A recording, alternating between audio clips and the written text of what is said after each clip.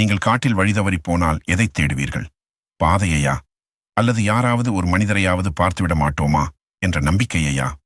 ஆனால் ஜப்பானில் இருக்கும் இந்த அலகிஹாரா காட்டுக்குள் நீங்கள் யாரையாவது பார்த்தால் தயவு செய்து அவரோடு பேசாதீர்கள். ஏனென்றால் அங்கே இருப்பது மனிதர்களாக இருக்க வாய்ப்பே இல்லை என்கிறார்கள் அங்கிருந்து உயிர் தப்பி வந்தவர்கள். உள்ளே வா, இன்னும் கொஞ்சம் உள்ளே வா என்று இந்த காடு உங்களை ரகசியமாக அழைக்கும். அறிவியல் ரீதியாக இங்கே காம்பஸ் வேலை செய்யாது என்பது ஒரு பக்கம் இருக்கட்டும். ஆனால் தற்கொலை செய்யவே வராதவர்களை கூட ஒரு கயிறை தேட வைக்கும் அந்த இருண்ட சக்தி எது? மரங்களில் கட்டப்பட்டிருக்கும் அந்த வண்ண ரிப்பன்கள் காட்டும் பாதை சொர்க்கத்திற்கா அல்லது நரகத்திற்கா? இந்த காட்டின் அடியில் புதைக்கப்பட்டிருக்கும் அந்த உபாசுதே வரலாற்றை கேட்டால் இன்று இரவு உங்களால் தூங்க முடியாது. தயாரா? ஜப்பானின் மரணக்காட்டுக்குள் ஒரு பயணம் போகலாம். இந்த மாதிரி உண்மை கதைகள் இன்னும் வேண்டும்னா லைக் பண்ணி சப்ஸ்கிரைப் பண்ணுங்க. Man of mystery Tamil. சரி, இப்போ கதைக்குள்ள போகலாம். நேரம் நள்ளிரவு 2 மணி. ஜப்பானின் அலகிஹாரா காட்டுக்குள் ஒரு இளைஞன் நுழைகிறான். சுற்றிலும் ராட்சத மரங்கள், கையை நீட்டினால் கூட அடுத்திருப்பது தெரியாத அளவு கும்மிருட்டு. அவன் உள்ளே செல்லச் செல்ல அவனது செல்போன் சிக்னல் மொத்தமாக துண்டிக்கப்படுகிறது. சுற்றிலும் ஒரு பயங்கரமான அமைதி. காற்றில் யாரோ முணுமுணுக்கும் சத்தம் கேட்பது போல ஒரு உணர்வு. இது கற்பனை இல்லை. அலகிஹாரா காட்டுக்குள் சென்று திரும்பியவர்களின் நேரடி வாக்கு மூலம். ஜப்பானியர்கள் இந்த காட்டை கடலை போன்ற மரங்கள் என்று அழைக்கிறார்கள். மேலிருந்து பார்த்தால் அழகாக தெரியும் இந்த மரங்கள்.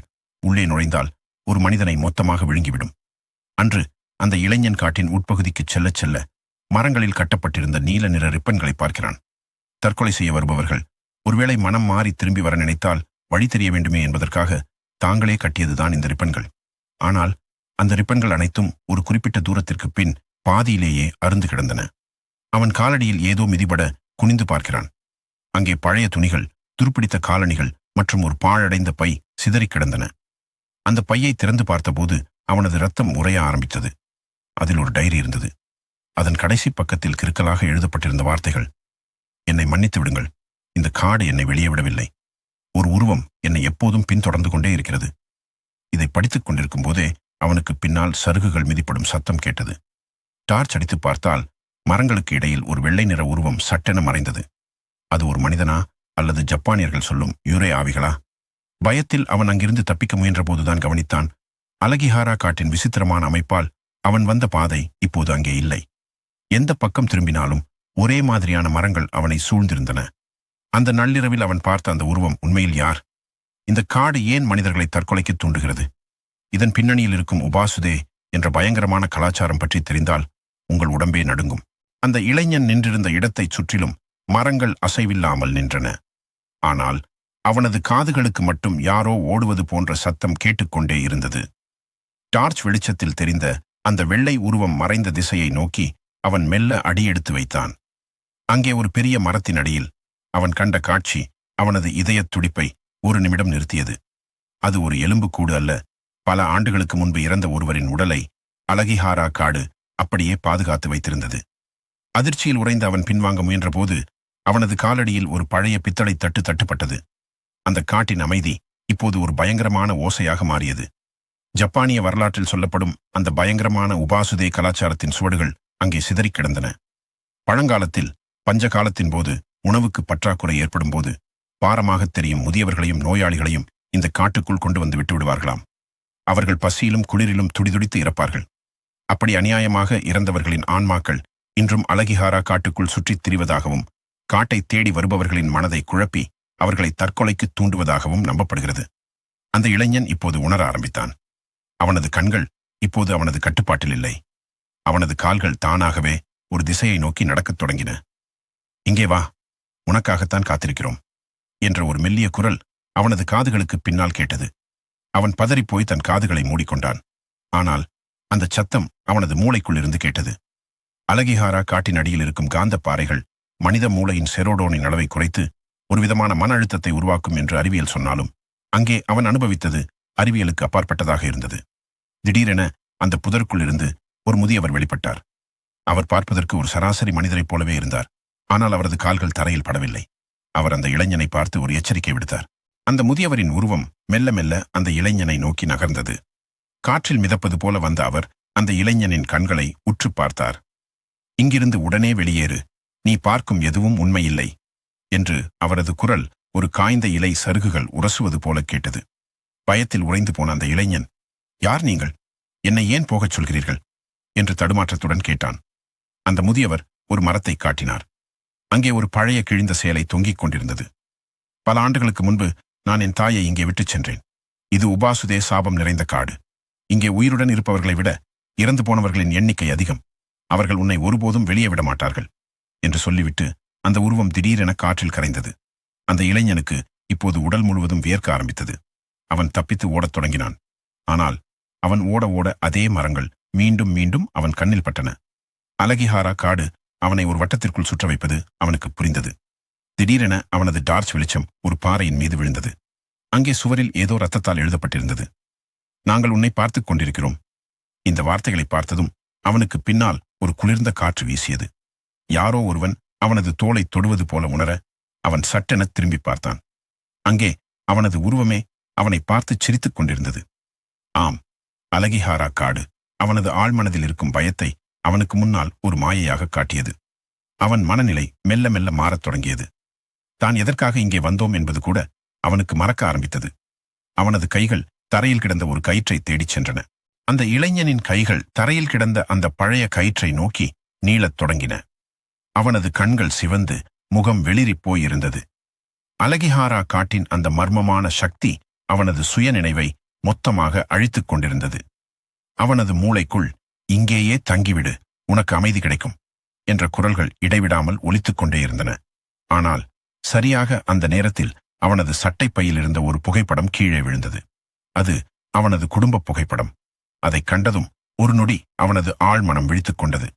தன் கையில் இருந்த கயிற்றை ஒரு விஷப்பாம்பைப் போல தூக்கி எறிந்தான். இல்லை, இது நான் இல்லை, இந்த காடு என்னை ஏமாற்றுகிறது என்று அவன் கத்தினான். ஆனால் காடு அவனை அவ்வளவு எளிதாக விட தயாராக இல்லை. சுற்றியிருந்த மரங்களின் கிளைகள் திடீரென உயிர் பெற்று அவனது கால்களை பிடித்து இழுப்பது போல தோன்றியது. தட்டு தடுமாறி எழுந்த அவன் எதைப் பற்றியும் யோசிக்காமல் ஓடத் தொடங்கினான். அப்போது அவன் பார்த்த அந்த நீல நிற ரிப்பன்கள் அவனுக்கு ஒரு யோசனையை தந்தது. இந்த ரிப்பன்கள் அருந்து கிடந்தாலும் இவை கட்டப்பட்டிருக்கும் திசையை வைத்து வெளியே போக முடியும் என்று அவன் கணக்கிட்டான். ஆனால் ஒவ்வொரு முறை அவன் ஒரு பாதையை தேர்ந்தெடுக்கும் போதும் யாரோ ஒரு பெண் அவனது பாதையை மறித்துச் சிரிப்பது போல தெரிந்தது. அவள் அணிந்திருந்த உடை மிகவும் பழமையானது. அவளது முகம் மூடுபனியால் மறைக்கப்பட்டிருந்தது. அவள் அந்த இளைஞனை ஒரு குறிப்பிட்ட குகையை நோக்கி வருமாறு சைகை செய்தாள். அலகிஹாரா காட்டுக்குள் இப்படிப்பட்ட குகைகள் இருப்பது மிக ஆபத்தானது என்று அவனுக்கு தெரியும். அந்த குகைக்குள் இருந்து ஒருவிதமான அழுகிய வாடை வீசிக்கொண்டிருந்தது. அந்த பெண் யார்? அவள் காட்டும் பாதை அவனை விடுதலையை நோக்கியா அல்லது இன்னும் பெரிய ஆபத்தை நோக்கியா அழைத்துச் செல்கிறது? அவன் அந்த குகைக்குள் நுழைய முடிவெடுத்தான். அங்கே அவனுக்கு காத்திருந்தது ஒரு மிகப்பெரிய அதிர்ச்சி. அந்த இளைஞன் மெல்ல அந்த குகைக்குள் காலடி எடுத்து வைத்தான். குகையின் உட்புறம் மிகவும் குளிர்ச்சியாகவும் ஈரப்பதமாகவும் இருந்தது. அவனது டார்ச் வெளிச்சம் குகையின் சுவர்களில் பட்டபோது அவன் அலறியே விட்டான். குகையின் சுவர்கள் முழுவதும் மனித எலும்புகளாலும் மண்டை ஓடுகளாலும் நிரப்பப்பட்டிருந்தன. இது ஏதோ ஒரு சாதாரண குகை அல்ல. பல நூற்றாண்டுகளுக்கு முன்பு உபாசுதே முறையில் கைவிடப்பட்டவர்கள் தங்களின் கடைசி நாட்களை கழித்த இடம் இதுதான். அந்த பெண் உருவம் இப்போது குகையின் நடுவில் நின்று கொண்டிருந்தது. அவளது முகம் மெல்லத் தெரிய ஆரம்பித்தது. அது ஒரு முதிய பெண்ணின் முகம். ஆனால் கண்கள் மட்டும் இரத்தச் சிவப்பாக இருந்தன. அவள் குகையின் ஒரு மூலையை காட்டினாள். அங்கே ஒரு சிறிய பெட்டி இருந்தது. அந்த பெட்டிக்கு அருகில் சென்ற இளைஞன் அதை திறந்தான். அதில் சில பழைய தங்க நாணயங்களும் ஒரு கருகிய கடிதமும் இருந்தன. அதிலிருந்த வரிகள் அவனை அதிர வைத்தன. எங்கள் பசியை தீர்க்க எங்களை இங்கே விட்டீர்கள். இனி இந்த காடு உங்கள் சந்ததியினரின் உயிரை பறிக்கும். இது ஒரு சாபம். அலகிஹாரா காடு ஏன் இவ்வளவு உயிர்களை பலி வாங்குகிறது என்பதற்கான விடை அவனுக்கு கிடைத்துவிட்டது. இது வெறும் மன அழுத்தம் அல்ல. இது பல தலைமுறைகளாக தொடரும் ஒரு பழிவாங்கல் படலம். திடீரென அந்த குகை அதிர ஆரம்பித்தது. குகையின் வாசலில் ஒரு பெரிய பாறை உருண்டு வந்து வழியை அடைத்தது. அவன் இப்போது குகைக்குள் சிக்கிக் கொண்டான். டார்ச் வெளிச்சம் மெல்ல மங்கத் தொடங்கியது. அந்த பெண் உருவம் இப்போது அவனது காதுக்கு அருகில் வந்து, நீயும் எங்களோடு இங்கேயே இருந்துவிடு என்று ரகசியமாக கூறினாள். அவன் தன் கையில் இருந்த கேமராவை எடுத்து அதன் பிளாஷ் லைட்டை தொடர்ந்து அடிக்க ஆரம்பித்தான். அந்த திடீர் வெளிச்சத்தில் அந்த பெண் உருவம் சற்று பின்வாங்கியது. இதுதான் சமயம் என்று அவன் பாறைகளுக்கு இடையில் இருந்த ஒரு சிறிய துளை வழியாக வெளியே குதித்தான். ஆனால் அவன் வெளியே வந்த இடம் இன்னும் ஆபத்தானதாக இருந்தது. அவன் இப்போது காட்டின் மையப்பகுதியான மரணப் பள்ளத்தாக்கில் நின்றிருந்தான். குகையிலிருந்து தப்பி வெளியே குதித்த இளைஞன் தான் இப்போது எங்கே இருக்கிறோம் என்பதை உணர்ந்தபோது அவனது உடல் நடுங்கத் தொடங்கியது. அவன் நின்றிருந்தது அலகிஹாரா காட்டின் மையப்பகுதியான மரணப் பள்ளத்தாக்கு. இங்கே மரங்கள் மற்ற இடங்களை விட மிக உயரமாக வளர்ந்திருந்தன. சூரிய வெளிச்சம் பகலில் கூட உள்ளே நுழைய முடியாத அளவிற்கு அடர்த்தியாக இருந்தது. தரையெங்கும் மனிதர்களின் கைக்கடிகாரங்களும் பாழடைந்த ஆடைகளும் ஒரு போர்க்களத்தைப் போல சிதறிக் கிடந்தன. அவன் நடக்க முயன்றபோது தரையில் இருந்த வேர்கள் அவனது கால்களை பிணைப்பது போல உணரப்பட்டது. அலகிஹாரா காட்டின் மண் எரிமலை குழம்புகளால் ஆனது என்பதால் இங்கே மரங்கள் மண்ணுக்கு அடியில் வேர் விட முடியாமல் தரையிலேயே படர்ந்து கிடக்கின்றன. அந்த வேர்கள் நள்ளிரவில் நகரும் பாம்புகளைப் போல் அவனுக்கு தெரிந்தன. திடீரென அவனது டார்ச் வெளிச்சத்தில் ஒரு உருவம் தெரிந்தது.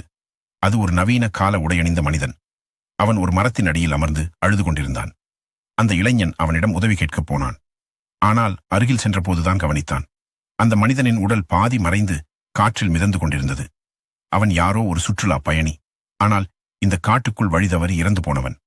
அவன் அந்த இளைஞனை பார்த்து, இங்கே திசைகள் கிடையாது, நீ எந்த பக்கம் ஓடினாலும் இந்த காடு உன்னை மீண்டும் இங்கேதான் கொண்டு வரும் என்று எச்சரித்தான். அவன் சொன்னது போலவே அந்த இளைஞன் தன் கையில் இருந்த திசை காட்டியை பார்த்தான். அது இப்போது வடக்கு தெற்கு என்று காட்டாமல் வட்டமாகச் சுழன்று கொண்டிருந்தது. இந்த காட்டில் இருக்கும் காந்த பாறைகள் திசை காட்டிகளை செயலிழக்கச் செய்வது அவனுக்கு தெரிந்தது. ஆனால் அந்த இறந்த மனிதன் இன்னொன்றையும் சொன்னான். இங்கே உன் கண்களை நம்பாதே, உன் காதுகளை நம்பாதே, உன் இதயம் எதை சொல்கிறதோ அதைச் செய். திடீரென காட்டின் மேலிருந்து ஒரு பயங்கரமான ஓலக்குரல் கேட்டது. அது ஒரு விலங்கின் குரல் போல் இல்லை. நூற்றுக்கணக்கான மனிதர்கள் ஒரே நேரத்தில் அலறுவது போல் இருந்தது. அந்த சத்தம் கேட்டதும் மரங்களில் இருந்த இலைகள் அனைத்தும் உதிரத் தொடங்கின. அந்த பள்ளத்தாக்கின் தரை மெல்ல பிளக்க ஆரம்பிப்பது போல அவனுக்கு தோன்றியது. அந்த ஓலக்குரல் காதுகளை செவிடாக்குவது போல ஒலித்தது. அந்த இளைஞன் தன் காதுகளை பொத்திக் கொண்டு தரையில் அமர்ந்தான். மெல்ல கண் திறந்து பார்த்தபோது அவனது இரத்தம் உறையும் ஒரு காட்சி அங்கே அரங்கேறியது. மரங்களுக்கு பின்னால் இருந்து வரிசையாக உருவங்கள் வெளிவரத் தொடங்கின. அவர்கள் அனைவரும் வெவ்வேறு காலத்தைச் சேர்ந்தவர்கள் போல தெரிந்தனர். சிலர் பல நூற்றாண்டுகளுக்கு முந்தைய ஜப்பானிய உடைகளிலும் சிலர் நவீன கால உடைகளிலும் இருந்தனர். அவர்கள் அனைவரும் எதை பற்றியும் கவலைப்படாமல் ஒரு இயந்திரத்தைப் போல ஒரு குறிப்பிட்ட திசையை நோக்கி நடந்து கொண்டிருந்தனர். அந்த இளைஞன் பயத்தில் ஒரு மரத்தின் பின்னால் மறைந்து கொண்டான். ஆனால் அந்த உருவங்களில் ஒன்று மட்டும் சட்டென நின்று அவனது திசையை நோக்கி திரும்பியது. அது ஒரு சிறிய சிறுவனின் உருவம். அந்த சிறுவன் கையில் ஒரு பழைய பொம்மையை வைத்திருந்தான். அவன் அந்த இளைஞனை பார்த்து, நீயும் எங்களோடு விளையாட வருகிறாயா என்று கேட்டான். அந்த சிறுவனின் கண்கள் வெறும் இருண்ட குழிகளாக இருந்தன. அந்த இளைஞன் பதில் சொல்லாமல் அங்கிருந்து உயிரை பிடித்துக் கொண்டு ஓடினான். அவன் ஓடும் வழியில் மரங்கள் தடையாக இருப்பது போல தெரிந்தாலும் அவன் எதையும் பொருட்படுத்தவில்லை. அப்போது அவன் ஒரு விசித்திரமான விஷயத்தை கவனித்தான். அவன் மிதிக்கும் தரை மிகவும் மென்மையாக இருந்தது. டார்ச் அடித்து பார்த்தபோதுதான் தெரிந்தது. அவன் மிதித்துக் கொண்டிருப்பது மண்ணை அல்ல, பல ஆண்டுகளாக அங்கே உதிர்ந்து கிடக்கும் ஆடைகளையும் பைகளையும் தான். அலகிஹாரா காடு எத்தனை மனிதர்களை பழிவாங்கியிருக்கிறது என்பதற்கு அந்த இடமே சாட்சியாக இருந்தது. திடீரென அவனது காலில் ஏதோ ஒன்று சிக்கியது. அது ஒரு மனிதனின் கை. தரையில் புதைந்து கிடந்த ஒரு உடல் அவனது காலை இறுக்கமாக பற்றிக் கொண்டது. என்னை இங்கே விட்டு போகாதே என்று ஒரு குரல் தரையிலிருந்து கேட்டது. அவன் தன் முழு பலத்தையும் திரட்டி அந்த கையை உதறி தள்ளிவிட்டு ஓடினான். தூரத்தில் ஒரு மங்கலான வெளிச்சம் தெரிந்தது. அது விடியற்காலையின் வெளிச்சமா அல்லது மீண்டும் ஒரு மாயையா என்று அவனுக்கு தெரியவில்லை. ஆனால் அந்த வெளிச்சத்தை நோக்கி அவன் செல்லச் செல்ல பின்னால் அந்த உருவங்களின் அணிவகுப்பு அவனை நெருங்கி வருவது அவனுக்கு கேட்டது. அந்த மங்கலான வெளிச்சத்தை நோக்கி இளைஞன் வெறித்தனமாக ஓடினான். பின்னால் நூற்றுக்கணக்கான கால் தடங்கள் சருகுகளை மிதிக்கும் சத்தம் அவனுக்கு மிக நெருக்கமாக கேட்டது. எங்களை விட்டு எங்கே போகிறாய் என்று காற்றில் கலந்த பல குரல்கள் அவனை சூழ்ந்தன. அவன் அந்த வெளிச்சத்திற்கு அருகில் சென்றபோதுதான் தெரிந்தது. அது சூரிய வெளிச்சமல்ல, அது காட்டின் நடுவே இருக்கும் ஒரு மர்மமான ஏரியின் பிரதிபலிப்பு. அலகிஹாரா காட்டின் இதய பகுதியில் இப்படி ஒரு ஏரி இருப்பதை அவன் கேள்விப்பட்டதே இல்லை. அந்த ஏரியின் நீர் கருப்பு நிறத்தில் அசைவற்று இருந்தது. அந்த ஏரியின் கரையில் அவன் வந்து நின்றபோது பின்னால் துரத்தி வந்த அந்த உருவங்கள் அனைத்தும் மரங்களுக்கு இடையே நின்றுவிட்டன. அவை ஏரியின் எல்லைக்குள் நுழைய அஞ்சுவது போல தெரிந்தது. இளைஞன் மூச்சிறைக்க அந்த ஏரியை பார்த்தான். ஏரியின் நடுவே ஒரு சிறிய படகு மிதந்து கொண்டிருந்தது. அந்த படகில் யாரோ ஒருவர் அமர்ந்திருப்பது போல தெரிந்தது. அவன் உதவிக்காக கத்தினான். ஆனால் அந்த படகில் இருந்த உருவம் மெல்ல திரும்பிய போது அவனது இதயம் ஒரு நொடி நின்று துடித்தது. அந்த படகில் இருந்தது வேறு யாருமல்ல, அவனது அதே உருவம் கொண்ட மற்றொருவன். அவன் கையில் அதே கேமரா, அதே உடை. ஆனால் அவனது முகம் மட்டும் பல வருடங்கள் பழமையானது போல சுருங்கிப் போயிருந்தது. ஏரியில் இருந்த அந்த உருவம் இவனை பார்த்து மெல்ல கையை அசைத்தது. நீ இப்போதுதான் வந்தாயா? நான் இங்கே வந்து பல வருடங்கள் ஆகிறது என்று அந்த உருவம் சொன்னது. அப்போதுதான் அவனுக்கு ஒரு உண்மை புரிந்தது. அலகிஹாரா காடு காலத்தை சிதைக்கும் வல்லமை கொண்டது. அங்கே ஒரு இரவு என்பது நிஜ உலகத்தில் பல வருடங்களாக இருக்கலாம். அவன் ஒருவேளை இங்கே மாட்டிக்கொண்டால் அவனது நிலையும் இதுதான். திடீரென ஏரியிலிருந்து பல கைகள் வெளியே வந்து கரையை பற்றின. அந்த ஏரிக்குள் புதைந்திருந்த ரகசியங்கள் ஒவ்வொன்றாக வெளியே வரத் தொடங்கின. அந்த கருப்பு நிற ஏரியிலிருந்து வெளிப்பட்ட கைகள் அந்த இளைஞனின் கால்களை நோக்கி நகர ஆரம்பித்தன. ஏரியின் நடுவே படகில் இருந்த அவனது அதே உருவம் கொண்ட அந்த மாயை கொடூரமாகச் சிரிக்கத் தொடங்கியது. இங்கிருந்து யாரும் தப்ப முடியாது, நீ வெளியே போனால் கூட உனது ஒரு பகுதி இங்கேதான் இருக்கும் என்று அந்த உருவம் கத்தியது. அந்த இளைஞன் பயத்தில் பின்வாங்கிய போது அவனது காலடியில் இருந்த மண் சரிந்து அவன் ஏரிக்குள் விழப்போனான். சரியாக அந்த நேரத்தில் அவனது காமிராவின் மெமரி கார்டில் இருந்த ஒரு சிவப்பு விளக்கு மின்னியது. அது ஒரு மின்சாரம் சார்ந்த கருவி என்பதால் அந்த காட்டின் காந்த அலைகளுக்கும் அந்த சிறு ஒளிக்கும் இடையே ஒரு மோதல் ஏற்பட்டது போல தெரிந்தது. அந்த சிறு வெளிச்சத்தை பார்த்ததும் ஏரியிலிருந்து வந்த கைகள் சட்டென பின்வாங்கின. அலகிஹாரா காட்டின் 2 சக்திகளுக்கு செயற்கையான ஒளி பிடிக்கவில்லை என்பதை அவன் புரிந்து கொண்டான். அவன் தன் கேமராவை கையில் எடுத்து அதன் பிளாஷ் லைட்டை தொடர்ந்து அடித்துக்கொண்டே ஓட ஆரம்பித்தான். இப்போது அவனுக்கு பாதை முக்கியமில்லை, அந்த காட்டின் மையப்பகுதியிலிருந்து விலகிச் செல்வது மட்டுமே அவனது நோக்கமாக இருந்தது. ஓடும் வழியில் அவன் ஒரு பழைய கல் தூணை கண்டான். அதில் ஜப்பானிய மொழியில் சில எச்சரிக்கைகள் செதுக்கப்பட்டிருந்தன. இந்த எல்லையை தாண்டுபவர்கள் தங்களின் நிழலை இழப்பார்கள் என்று அதில் எழுதப்பட்டிருந்தது. அவன் தன் நிழலை பார்த்தான். நிலா வெளிச்சத்தில் அவனது நிழல் அவனோடு இல்லாமல் தனியாக ஒரு திசையில் நகர்ந்து கொண்டிருந்தது. அது அவனை காட்டிற்கு இன்னும் ஆழமான பகுதிக்கு அழைத்துச் செல்ல முயன்றது. அவன் தன் நிழலை பின்தொடராமல் அதற்கு நேர் எதிர் திசையில் ஓடினான். கால்கள் வலிக்க, மூச்சு திணற அவன் ஓடிக்கொண்டே இருந்தான். திடீரென தூரத்தில் ஒரு காரின் ஹார்ன் சத்தம் கேட்டது. அது மிக மெல்லியதாக இருந்தாலும் அந்த மரண அமைதியில் அவனுக்கு ஒரு பெரிய நம்பிக்கையை தந்தது. அவன் சாலையை நெருங்கிவிட்டான் என்பது அவனுக்கு புரிந்தது. ஆனால் அவனது பின்னால் இருந்த காடு ஒரு பெரிய உருமலுடன் அவனை பிடித்து நிறுத்த பார்த்தது. மரங்கள் ஒன்றோடு ஒன்று மோதி அவனது பாதையை அடைத்தன. அந்த இளைஞன் தன் வாழ்நாளின் கடைசி சொட்டு ரத்தம் வரை ஓடினான். பின்னால் மரங்கள் முறிந்து விழுந்து அவனது பாதையை தடுத்தன. காடு அவனை விட தயாராக இல்லை. ஒரு கட்டத்தில் அவனது காமிரா பிளாஷ் லைட்டும் அணைந்து போனது. சுற்றிலும் கும்மிருட்டு சூழ்ந்த அந்த நொடி அவன் ஒரு பெரிய பள்ளத்தில் தடுமாறி விழுந்தான். எல்லாம் முடிந்துவிட்டது என்று அவன் கண்களை மூடியபோது அவனது முகத்தில் ஒரு வெப்பமான வெளிச்சம் பட்டது. மெல்லக் கண்களை திறந்து பார்த்தான். அவன் அலகிஹாரா காட்டின் நுழைவாயிலில் இருந்த அந்த புகழ்பெற்ற எச்சரிக்கை பலகைக்கு அருகில் கிடந்தான். விடியற்காலையின் முதல் சூரிய கதிர்கள் காட்டின் நுனியில் பட்டு தெரித்துக் கொண்டிருந்தன. தூரத்தில் ஒரு போலீஸ் வாகனம் வந்து கொண்டிருந்தது. அவன் அங்கிருந்து எழுந்து தட்டு தடுமாறி சாலையை நோக்கி ஓடினான். அவனை பார்த்த அந்த அதிகாரிகள் அதிர்ச்சியடைந்தனர். நீ எப்போது உள்ளே சென்றாய் என்று அவர்கள் கேட்டபோது அவன் நேற்று இரவு என்று பதிலளித்தான். ஆனால் அவர்கள் சொன்ன பதில் அவனது இதயத்தை உறைய வைத்தது. அவன் உள்ளே சென்று சரியாக 1 வாரம் ஆகியிருந்தது. அலகிஹாரா காட்டில் கழிந்த ஒரு இரவு நிஜ உலகில் 7 நாட்களாக மாறியிருந்தது. அவன் தன் வீட்டிற்கு திரும்பிய பின் ஒருபோதும் அமைதியாக இருக்க முடியவில்லை. அவன் எடுத்த கேமராவை திறந்து பார்த்தபோது அதில் எந்த புகைப்படமும் இல்லை. ஆனால் ஒரே ஒரு வீடியோ மட்டும் பதிவாகியிருந்தது. அதில் அவன் மட்டும் தனியாக நின்று பேசவில்லை.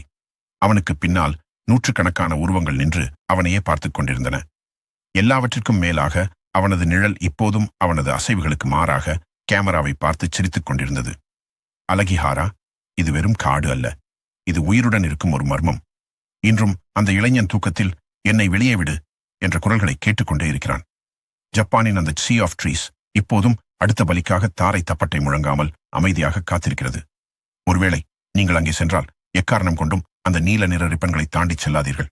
அலகிஹாரா, இது வெறும் காடு அல்ல, மீள முடியாத ஒரு மரணச் சுழல். இங்கே நடப்பது அறிவியலா அல்லது ஆவிகளின் வேலையா? உங்கள் பதிலை கமெண்ட்ல சொல்லுங்க. இந்த த்ரில்லர் வீடியோ பிடிச்சிருந்தா லைக் பண்ணி உங்க ஃப்ரெண்ட்ஸுக்கும் ஷேர் பண்ணுங்க. இது போன்ற இன்னும் பல அதிரடி மர்மங்களுக்கு நம்ம மேன் ஆஃப் மிஸ்ட்ரி தமிழ் சேனலுக்கு சப்ஸ்கிரைப் பண்ணுங்க. அடுத்த வீடியோல சந்திப்போம்.